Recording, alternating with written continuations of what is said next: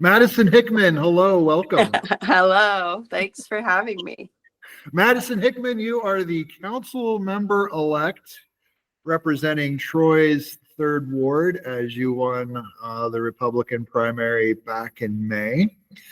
And one of the things that is interesting about Madison Hickman, you are a transplant. So tell us about a little bit about where you're from and how you ended up in Troy.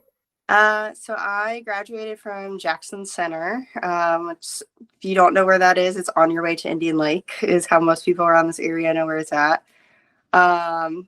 It is the home of Airstream, like trailers and campers.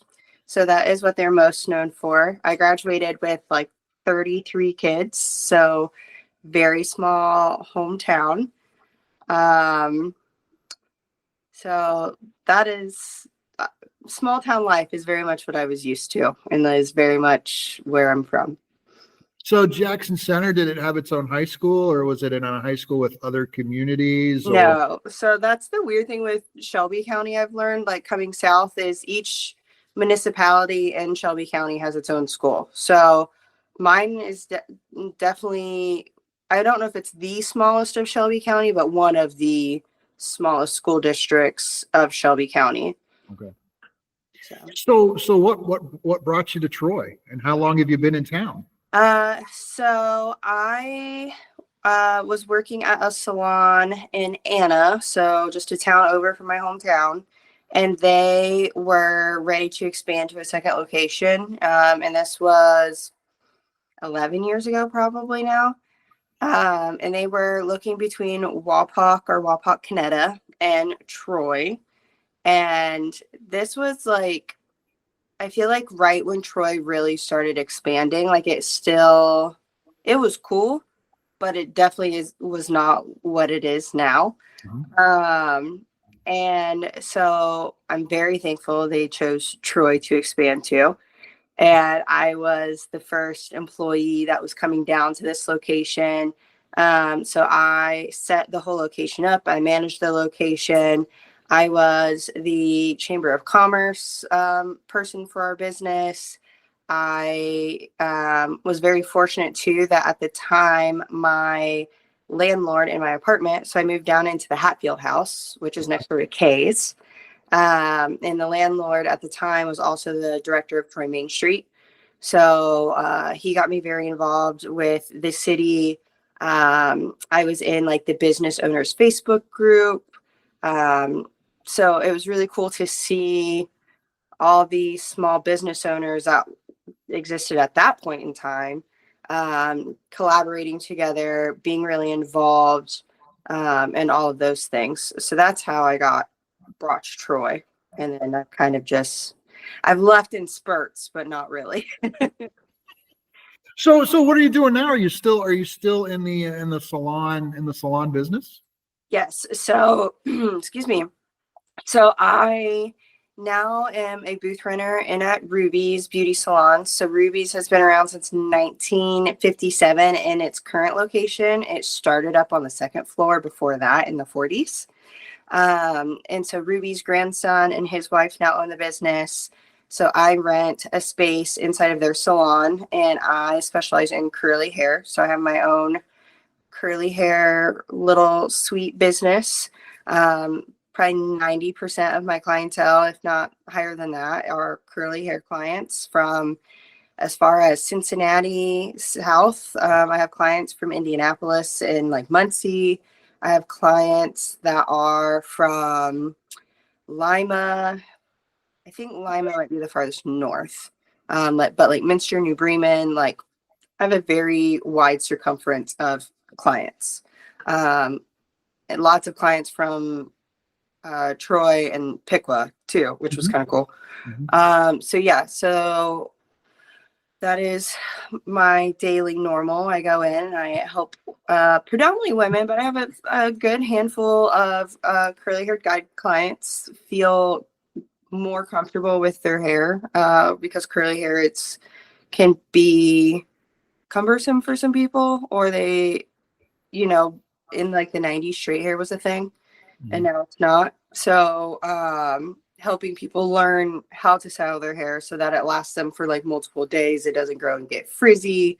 They don't feel like they don't belong in the world that they live in, which is wild to think about, but hair does that. Yeah, yeah, and you have a fairly large Instagram following, and I've seen your work, and it's almost like an art. I mean, it's truly amazing the talent that goes into that. How long? I mean, when did you decide you wanted to be a curly hair artist? I guess is the best way to describe it. So I have always had clients with curly hair, and I just had this natural ability for cutting, even though it's so funny. Like, I have thought about this a lot lately. So when I was in hair school, I told all my teachers that I would never be a hairstylist. I just wanted to see how this all worked, and I was probably going to manage a salon. And then when I was at my first salon, I assisted for like a year and then started taking my own clients towards like the end of that assisting, and then full-time my own clients after that.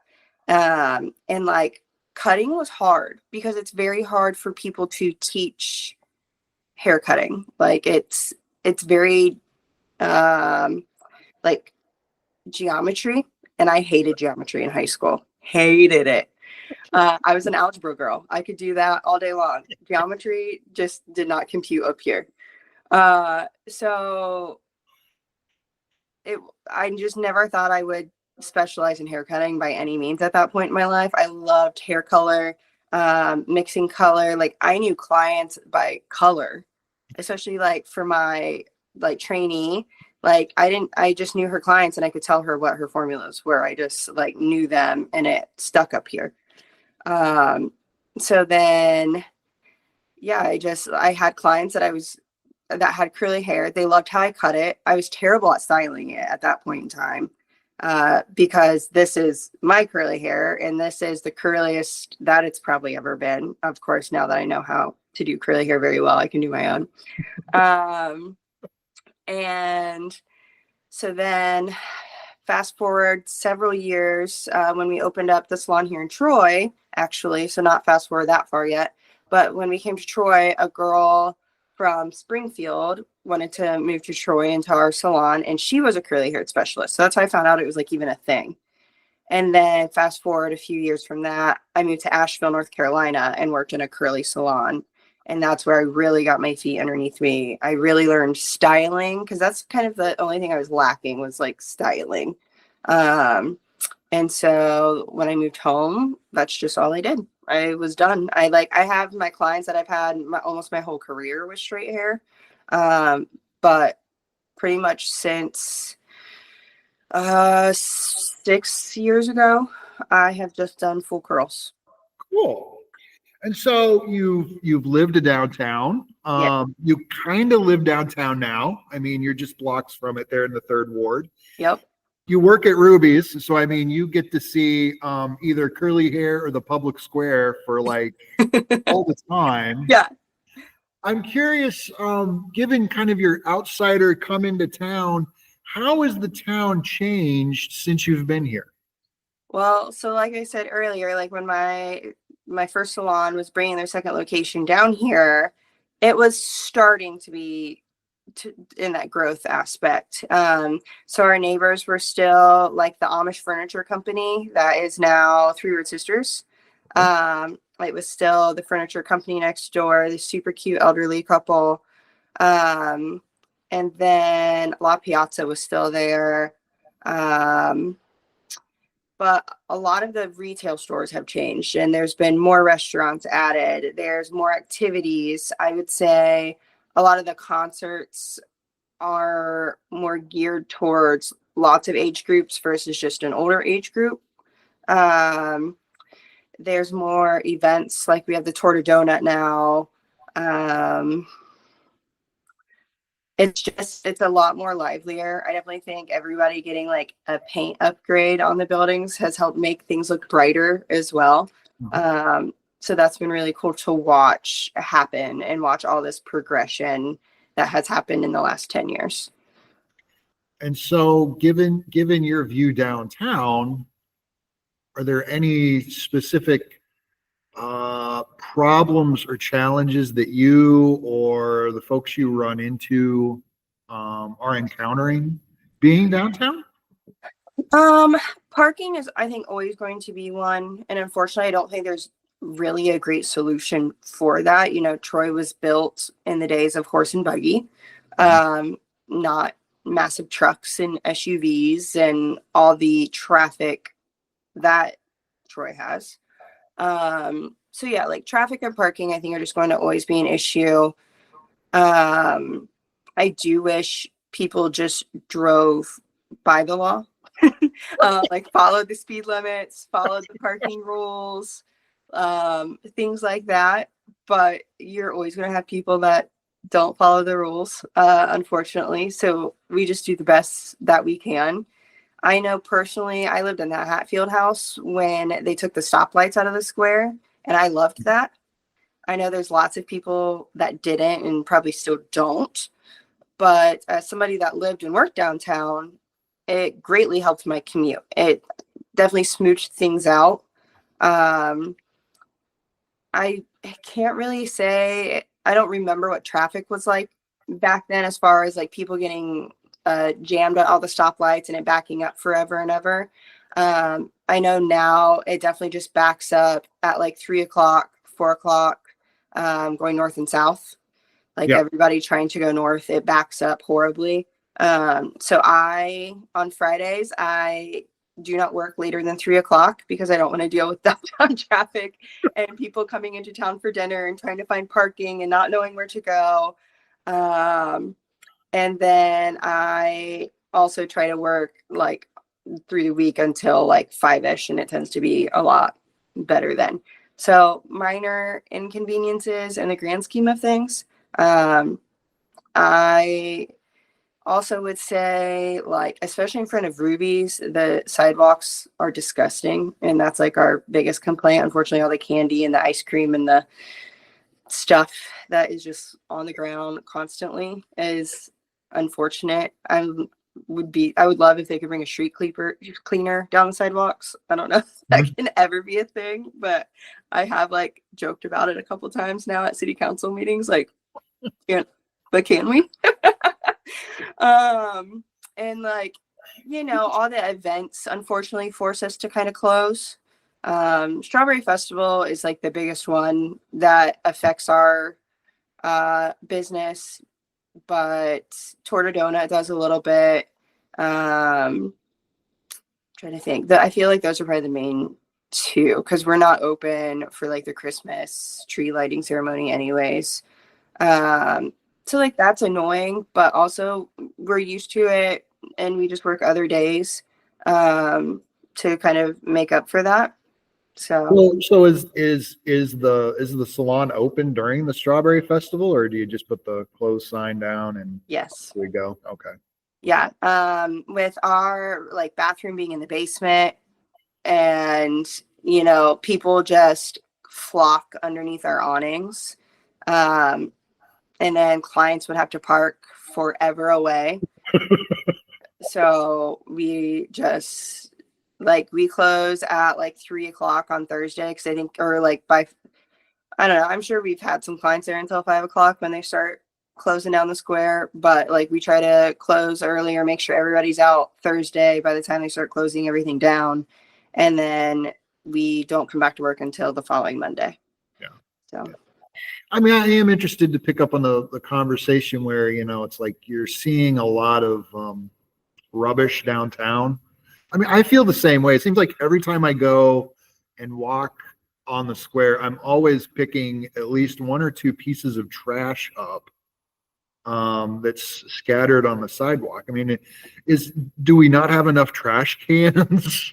I mean, you would think we don't, but we do. I mean, we have those really big, nice ones right out. There's one right outside of Ruby's, and there's still trash and broken things and stuff spilt. And yeah. I don't know.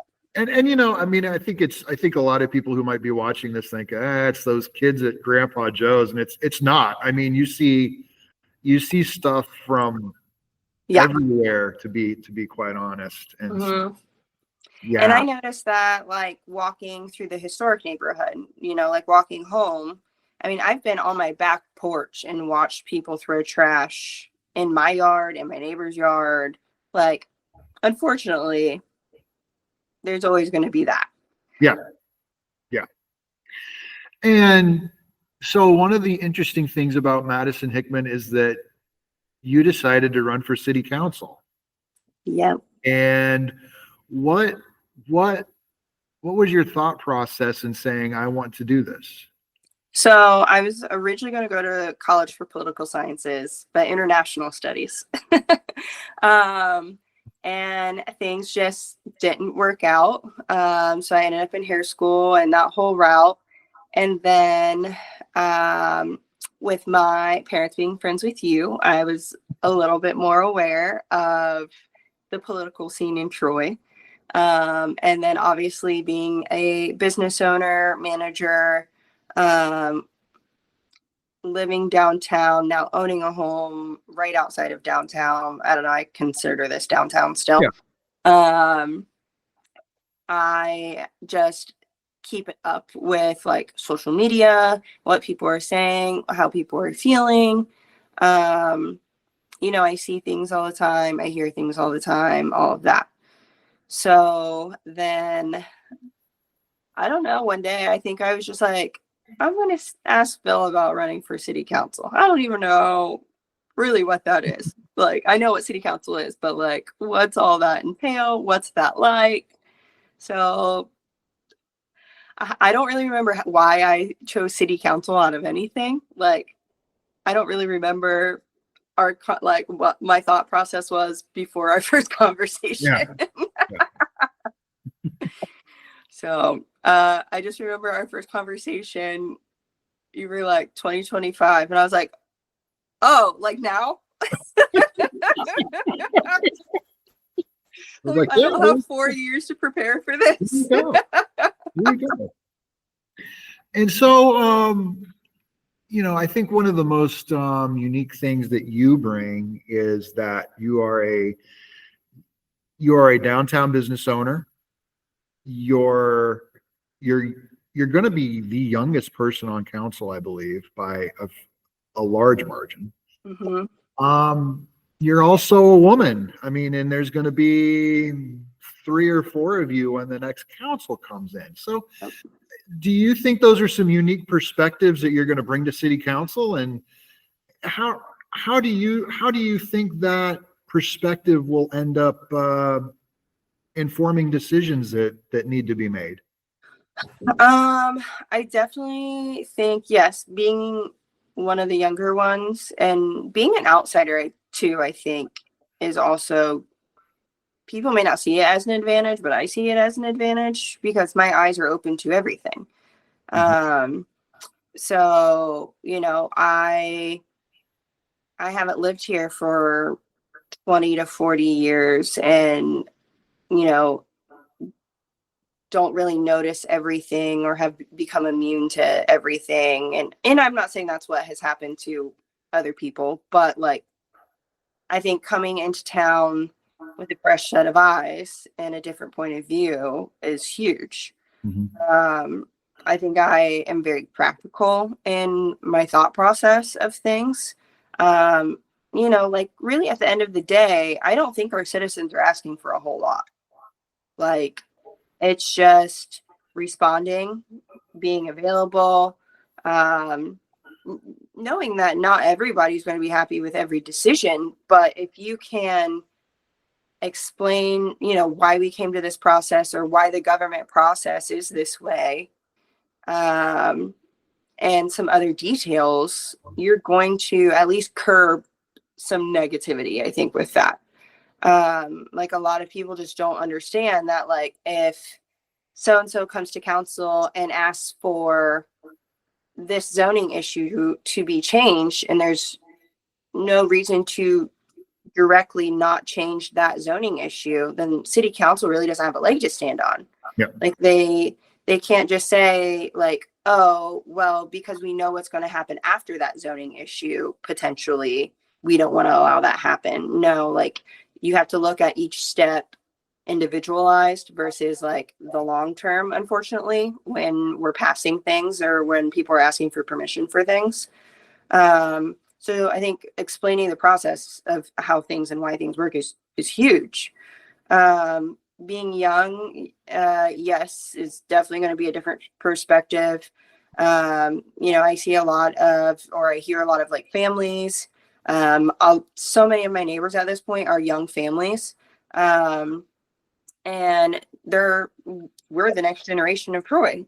Like, we are the ones that you want to take space so that that generation can retire and live their happily, ends of their lives, or however you want to word that. I don't really know. But like, you want my generation involved, else there's going to be a missing stair step.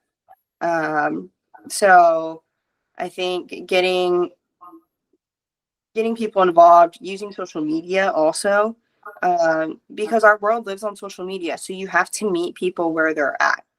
And so many of the older generation still doesn't want to do that. Yeah, I think you're right. And I think some of the issues that the city ends up running into is that they're really bad at selling what they're trying to do with the residents that they're there to serve. You know, like, this is a decision we're making and this is why. Yes. Very rarely do we hear the why. Yes. It's more like, this is what we're going to do. And like, unless you come to city council meetings and you ask why, and unfortunately people don't want to come to city council meetings. Like, I am always really excited and curious when I see people I've not seen before come to city council meetings, and like, they don't necessarily get up to talk about an issue. Because, people come to talk about an issue, sure. But like, if they just come there and observe and then leave, I'm curious as to what brought them there. Mm-hmm. Like, I remember when I was making my push for the campaign, and I don't remember what the subject was, but there was a lot of contention in Facebook world. And I was like, come to city council meeting then and voice your opinion. Like, that's the best you can do, because voicing it on Facebook is not a, what's the word I want to use? It's not well, it's not productive. Yes, that is exactly what I was looking for. It's not a productive path. Yeah. So if you really have an opinion on something, then come to a city council meeting and politely verbalize it and explain why. Or if you're not able to come to a city council meeting, then email your councilman. And unfortunately, I do hear a lot that people don't get replies. So I really hope to work on that, and encourage that. And, and there's two sides to every story. I have not asked my fellow council people, like, I'm hearing this, like, what is this? Like, why do they feel that way, or whatever? Like, I haven't got to dive into that yet. I feel like it's not quite my place yet.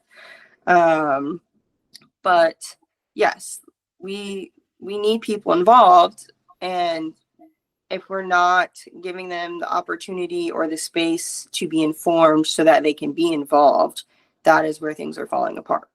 Yeah. And, I'll add a little bit to the discussion on that missing piece of the communication where people feel like they're not being heard. It's like, residents are told, well, get on the website and send an email to all council members form. And they do that. Well, the response they get's not from city council. The response they get's from Mr. Titterington. And it's like, Mr. Titterington is not there to speak on behalf of council. Right. The council members themselves are there to speak for themselves when it comes to individual residents. And, I always tried, when I saw those emails, I always tried to respond back directly to the citizen on that thing. And it's like, we get into a weird spot where we kind of meld some of these roles and responsibilities. Mhm. Patrick Titterington is not responsible to city council, and I don't think he should be speaking on their behalf, to be quite Right. honest. Individual council members are obviously smart enough to speak for themselves when it comes to concerns that residents have, Right. and that's their job. Yeah. Well, and too, it's I think getting individual council people to be known, like in their own ward or community or whatever. Like, so many people when I was running was like, I don't even know who my city council person is. And then I'm like, that is what we need to change.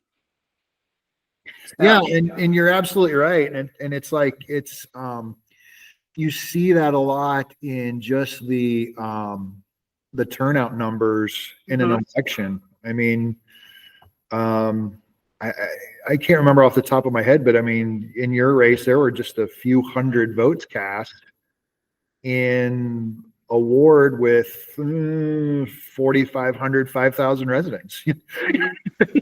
It's like we're allowing a very select few to make those decisions on behalf of everybody. And Right. best thing you can do as a resident is actually go out and vote. Yep. Pay attention to the things that are happening and exercise your right to vote, and understand how that goes. Because I mean, I would assume that when I'll be honest, I helped you with your campaign, gave you ideas, and one of the things I told you is look at the voter rolls, and if those people don't vote, don't waste your time on them, because if they Yep. haven't voted in the past, they're not going to vote now. Yep. And it's a very cynical game we play, but it's absolutely true, because we've got limited time and limited resources, and we're not going to Yeah. waste our time working with folks that aren't going to go out and turn out to vote.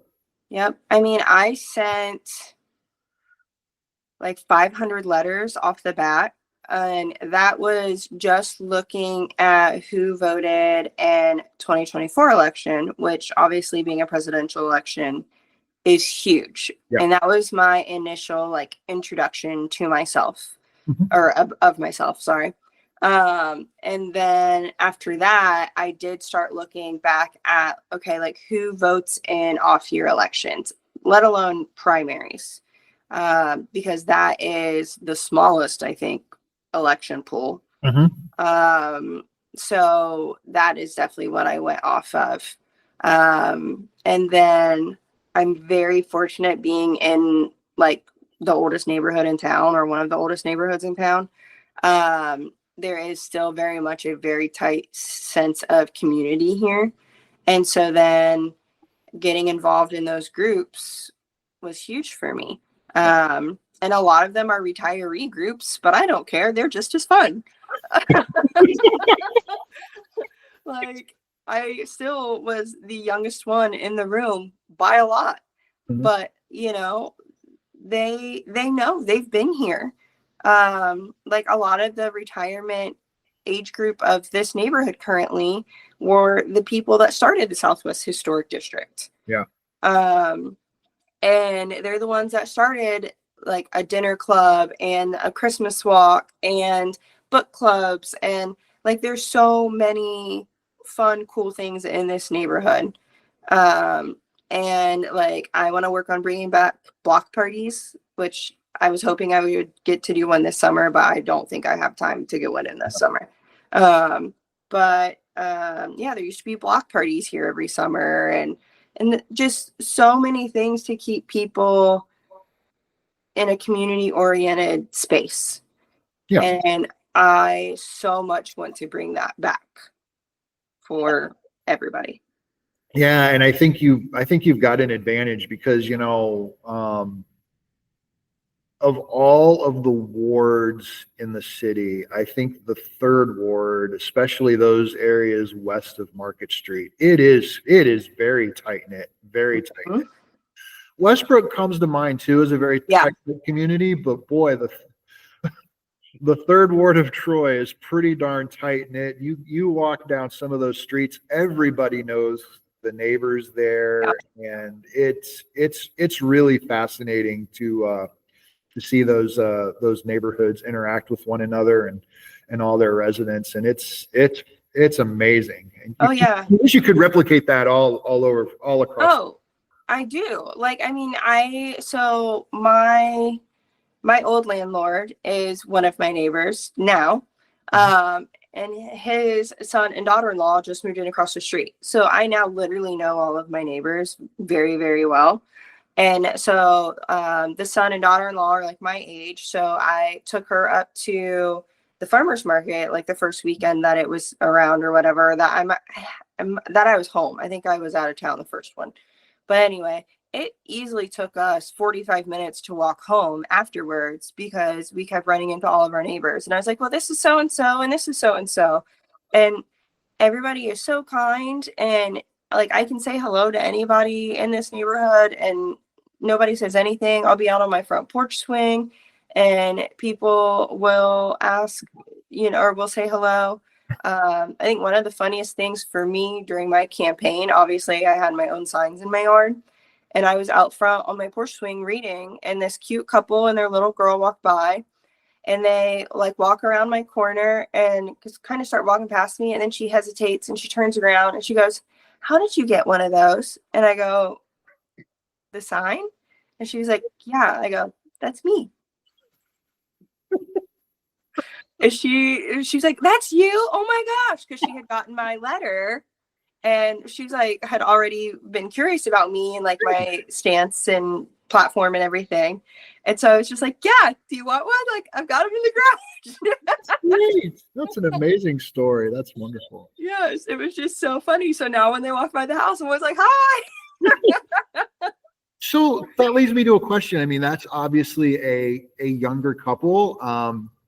And do you think younger residents think of the community different than older residents? And what does that look like? And how do you articulate that? I don't think so in my neighborhood per se. Okay. But in an overall stance, probably. Okay. So like, I don't know. Again, I think my neighborhood is so unique that everybody tends to care. Like the people that know there's something to care for, care. So we have the retired age group community. Like they're still very much involved in the world. They still very much want a place for their grandchildren to like be able to come visit, hang out, friends. Like I can't tell you how many of our neighbors have friends from out of state come visit all the time. Like they'll have parties on their back porch and be like, hey, all of our friends are in town, feel free to stop by. Like, and they don't have kids that live here anymore. They don't have kids at all, but they want to be here and they want to be involved and enjoy all the things that Troy brings. Whereas same with the younger families. Like I would say at least half my neighborhood now is young families. Like it's either one or the other, it seems like. And we're one of the ones that don't have children, but like we don't care. Like we hang out with all of our friends' kids. And they walk to the library, they walk to Overfield or whatever elementary school they belong to, and enjoy all the things that town has to offer. And they want to, they want to help preserve what they have now so that their kids can continue to enjoy that and they can be lifelong residents of Troy also. Well, and maybe this is an unfair question to ask, but I'll ask it anyway. Does Troy still have a promise of opportunity for younger folks? Oh, definitely. Age? Okay. And what think does so. that look like? Okay. Because I mean, is the cost of living good? I mean, because you hear things like housing prices are going too high and things of that nature. So I mean, it's like, what are the good things about Troy for younger families that make it super attractive? I mean, there's still houses selling like hotcakes to families. So I mean, there's still families that are able to come to town. I mean, we were able to. And I'm a hairstylist. Does not look like I make that much money. I'm not rolling in the dough like a lot of people probably think we do.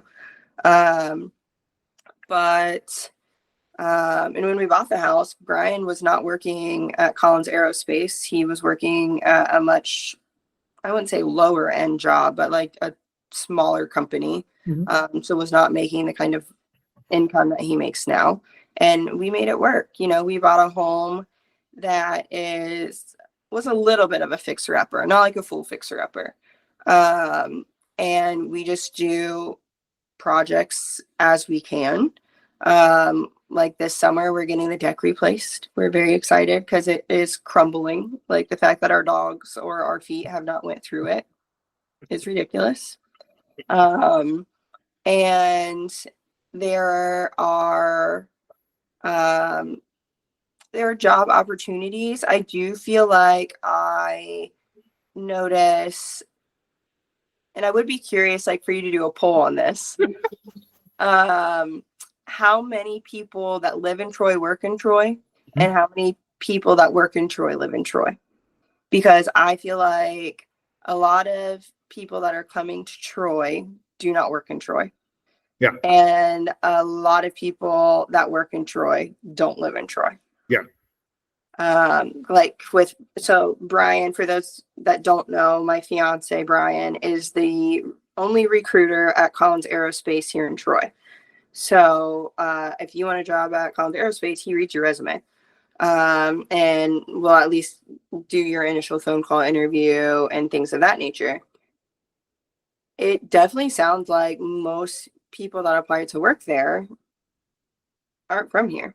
Yeah. Especially in the higher role positions, they are people from outside of the state.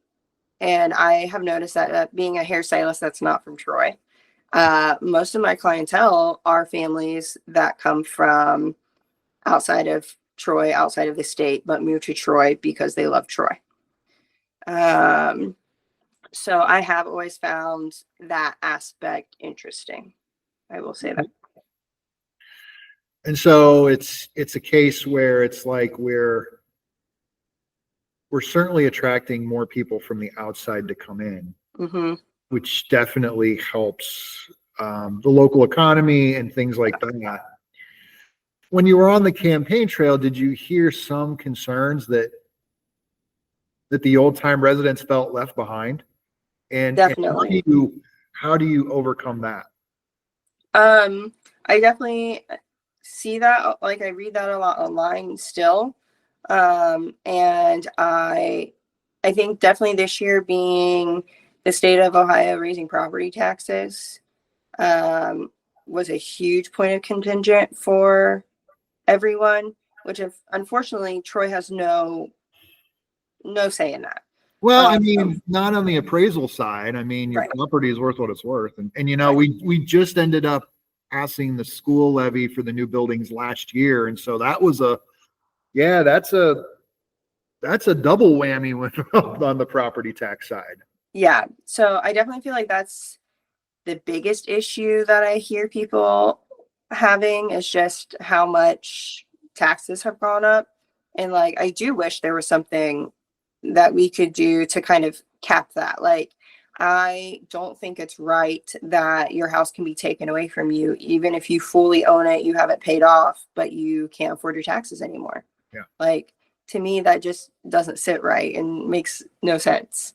Not saying that like you shouldn't pay taxes once you hit a certain age, because I don't think our government could afford that or our country could afford that.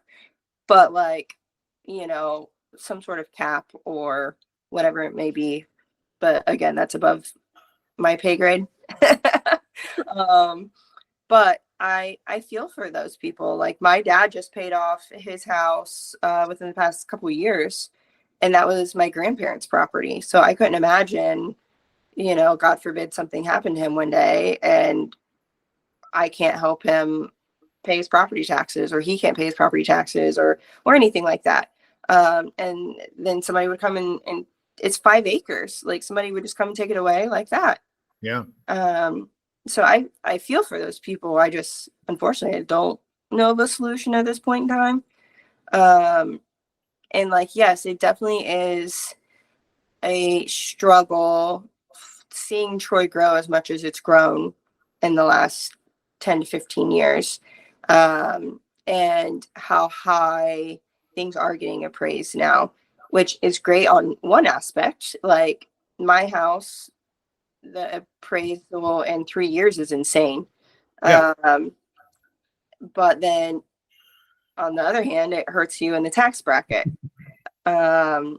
So yes, I hear that and I see that. I just don't necessarily know of a solution yet. Well, don't feel bad. You're not the only one who doesn't know a solution. Yeah. I definitely want people to understand like there are so many avenues of help in this town and in this county. And that's one thing that like I do try to help people with a lot. Like people are always on Facebook, like I need help with this or that, or what do I do if this happens, or whatever. And just so many people are scared to make phone calls or are scared why.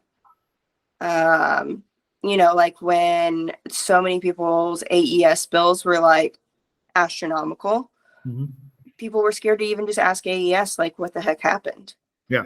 And I'm like, you have to do that. Like because it'll get registered that you called.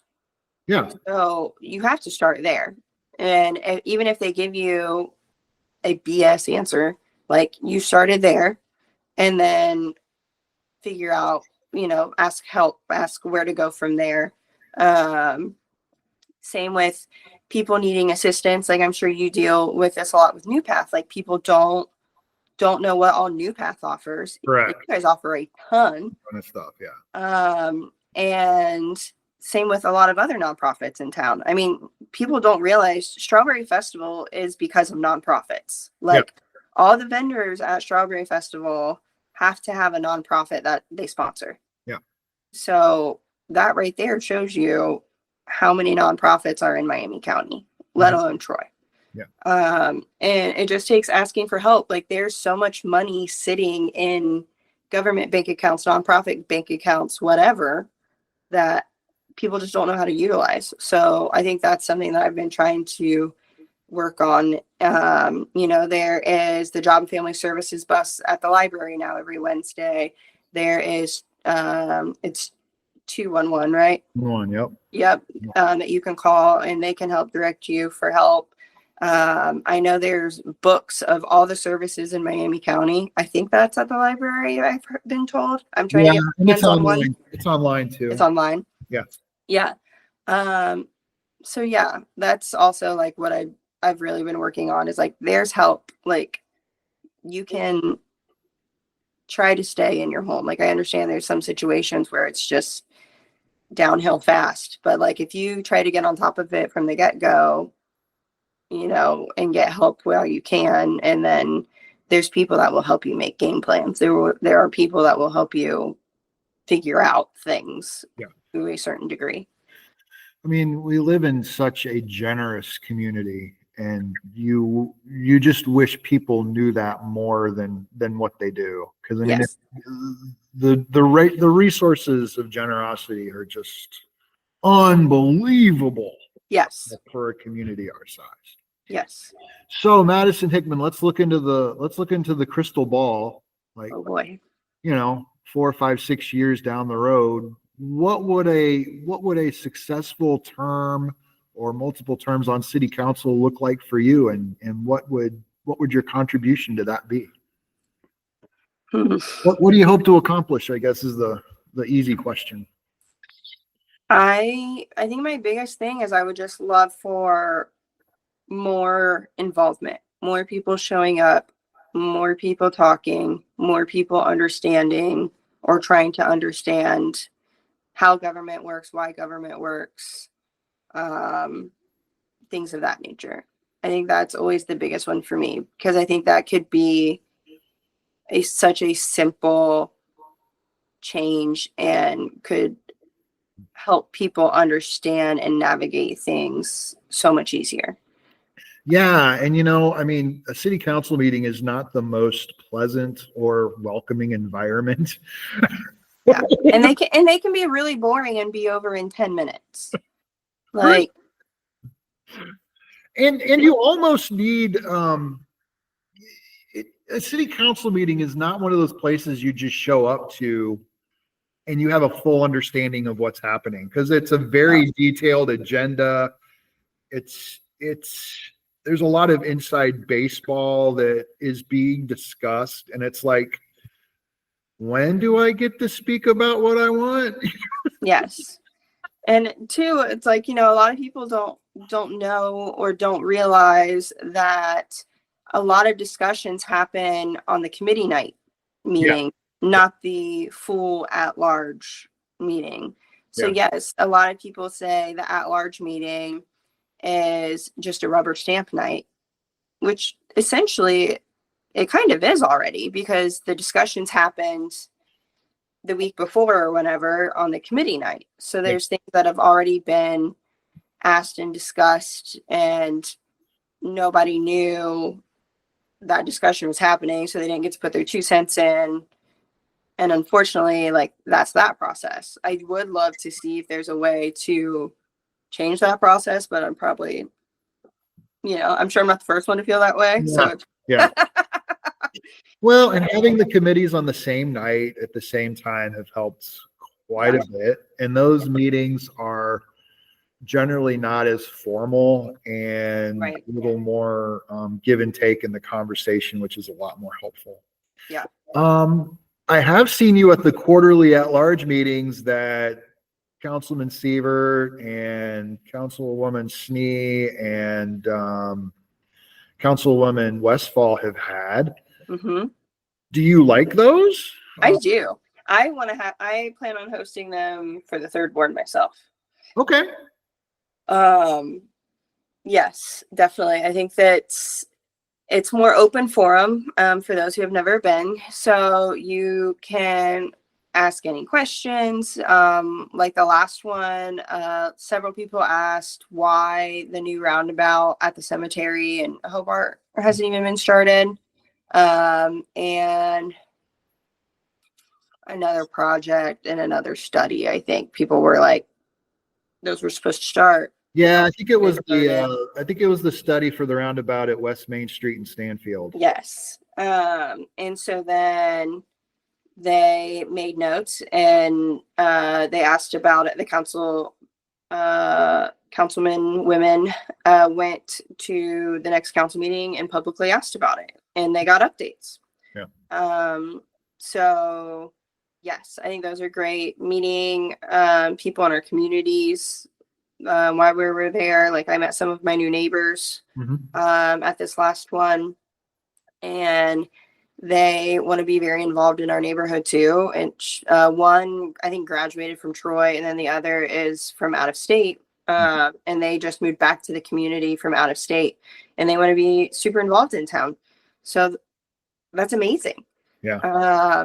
But yeah, getting other people to come to the meetings and give their thought or their questions or whatever it may be would be cool. Yeah, and then those meetings, I mean, you're seeing, like you said, you're seeing newer residents, you're seeing older residents.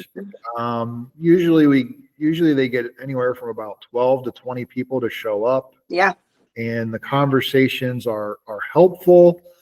No one comes in thinking they have the answers to everything, but they work together to figure out what the answers are and come up with solutions that most people are nodding their heads with. Yeah. So do you see yourself being in town for the long term? Oh yeah, for sure. I keep teasing Brian. I'm like, we have no need to ever move out of this house, honestly. Unless, we can't get up the stairs at some point. Because we have, old steep stairs. So maybe when we're like 70, 80, I don't know. Your knees are still young. Oh no. I just had to go to Up and Running and get some comfy shoes. So I feel like I'm in a different age bracket these days. Are you excited about being on council, and what are you looking forward to the most? Yes, definitely am. I am looking forward to getting to understand and learn more about things, learn from those who have been involved in our community for a long time. And I mean, I truly think it's an honor to represent the third ward and the people that are here. You know, like I don't feel this immense amount of pressure at this moment in time, but people have asked me if I do. And at the end of the day, I'm me. I am who I am. If I don't know the answer, I'll try my best to find the answer or the solution for you. I try to be like very practical in my thought process. You know, I don't want to go chasing around the bush trying to find different solutions and answers. I don't expect my constituents who may already be stressed out trying to figure that out. So to me, it's an immense honor to represent one of the oldest parts of town, the people that have been here for a very long time. You know, I know several people who have been in homes for multiple generations, or the homes have been in their families for multiple generations. And I don't want that to change. Yeah, I'm very excited. And like, no, I don't have a personal agenda because I don't think I should. I am a servant and a steward of the third ward, so I should be advocating and speaking for them. Is my mindset, you know. So if there's things that they're asking for and, you know, wonder why we can't do this, or if we could have that, or a stop sign needs to be put here, like, all right, I'll ask and we'll start looking into it. Excellent. Well, Madison, we've gone over 50 minutes. This was so much fun. Yes, it was. Time out of your day to talk to me. And is there anything else you want to end up on? I just encourage everybody to get involved in everything in their daily lives. Like, don't sit back and let things just happen and pass you by. Don't be afraid to ask questions. Don't be afraid to get involved. This city is very friendly to everybody. You just have to find the group of people to give you that encouragement and point you in that right direction. And I mean, Troy is a very beautiful town. It really is. And I want to keep that, and I want everybody else to feel that way too. Well, excellent. And Madison, I know everybody is just going to love you when you're on city council. Excuse me. I mean, you know, you bring a lot of energy and a lot of enthusiasm and just a real go-get-it attitude to what you're going to do. So, Madison, thank you. We'll see you around town. Yeah. Thanks for having me. You're welcome. Take care. You too. Bye.